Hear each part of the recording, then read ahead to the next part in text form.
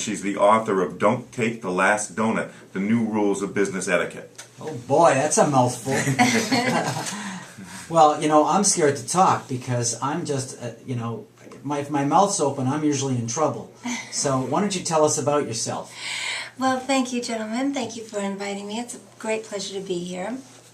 And I do have to say that the book, Don't Take the Last Donut, is not my idea of the name. We're actually shopping it as World Class.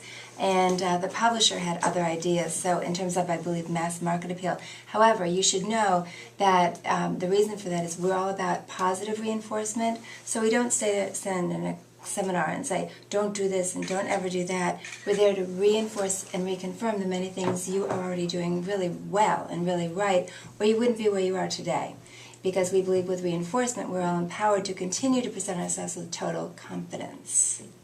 That's very interesting. Which I like is that the key approach. word, yes. Well, how did you get into this business?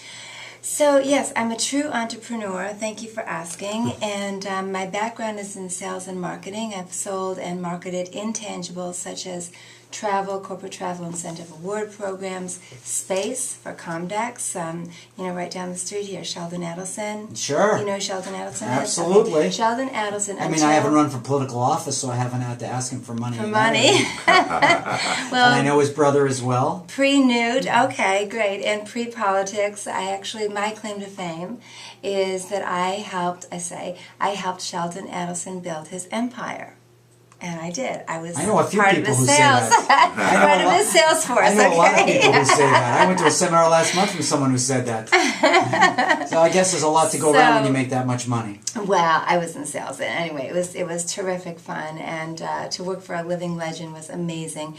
At any rate, so and I also sold hotel space. So as I was going around, I would sort of wine and dine C-level people and GMs of XYZ company would be across the table, and I would notice the way they ate. Of course, we all judge people, right, and notice.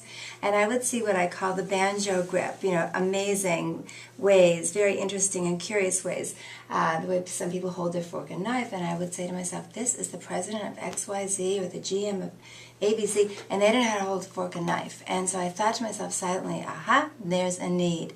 And so after my You could have been my mother. She did the same thing. Very good. Well, you're very fortunate. So at any rate, after I had my son, I stopped working and I decided I wanted to do something on my own. And I started the Etiquette School of Boston, teaching the basics of etiquette and dining to children, teens, and young adults. Something interesting happened in my 10th month of business. In one of my classes was a young adult who, unbeknownst to me, was a reporter for one of the local Boston papers.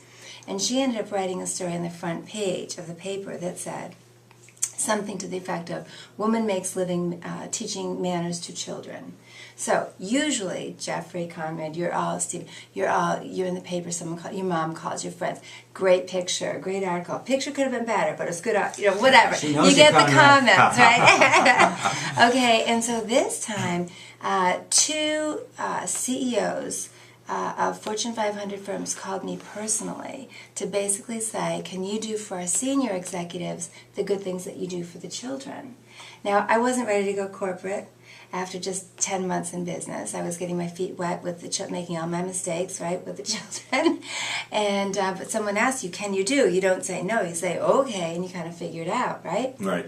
That's an entrepreneur. So That's right. exactly. So I figured it out, and they sent a crew in from CBS from New York. We got a class together, and my very first corporate seminar was on national television, and I was very happy when it was over with.